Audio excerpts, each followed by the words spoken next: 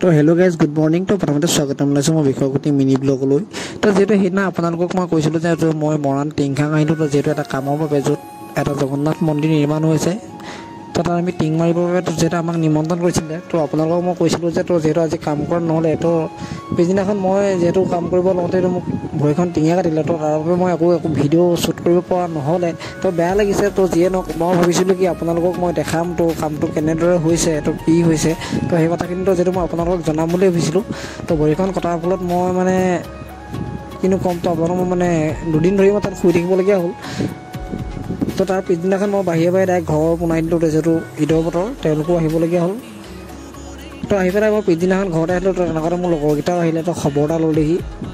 তো তাৰপৰা আমি চাৰিজনে ওলাই দিলোঁ বোলে চুলি কোচাকৈ কাটি আহোঁ ঘৰত আছোঁ যেতিয়াই। তো সেই বুলি ভাবি আমি ঘৰৰ পৰা ডাইৰেক্ট মই প্ৰতিম দা আৰু গাফাৰ আৰু পিকুৰ লগতে ঘৰৰ পৰা ওলাই দিলোঁ।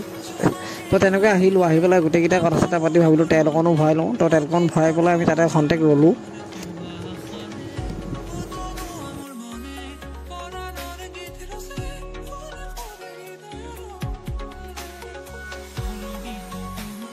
তো তেনেকৈ অলপ টাইম হোৱাৰ পিছত মই পিকু প্ৰতিম দা আৰু গাফা ডাইৰেক্ট গুচি গ'লোঁ চেলুনত জাপি গুচাই থৈ আহিম কৰিবলৈ। যিহেতু জাপি গুচাই বহুত আমনি কৰি আছে, তো ভাবিলোঁ কি জাপি গুচাই থৈ আহোঁ, মনটো ভাল লাগি লাগিব। তো জাপি গুচাই থ'বলৈ আহি থাকোঁতে তেনেকুৱাতে মোক লগৰকেইটা ক'লে বোলে এলন আহিছোঁ যেতিয়া বোলে চাহ একাপ খাই যাওঁ। বোলো বহুত ভাল লাগিব। তো ইমান দিনৰ মূৰত যিহেতু গোটেইকেইটাই ওলাই আহিছে, তো সেইবুলি ভাবি আমি হোটেলত সোমাই দিলোঁ। যিহেতু আমি চাহ ঘৰত খায়ে থাকোঁ, কিন্তু হোটেলৰ জুতিটো অলপ বেলেগ। তো চাহ তাহ খাই তাৰপৰা আমি ওলাই আহিলোঁ। আহি পেলাই পাই গ'লোঁ চেলুন। তো চেলুনত আহি পেলাই মই বুজাই দিলোঁ যে এনেকৈ কাটিব। সিও কাটিবলৈ ৰেডি হৈ গ'ল। তো যিহেতু মোৰ জাপি গুচাই থ'ম বুলি যে তাক ক'লোঁ যে জাপি গুচাই এনেকৈ উৰাই দিবা, সি তেনেকৈ মানে ৰেডি হৈ গ'ল। তো বাকী কাটিবলৈ আৰম্ভ কৰি দিলে।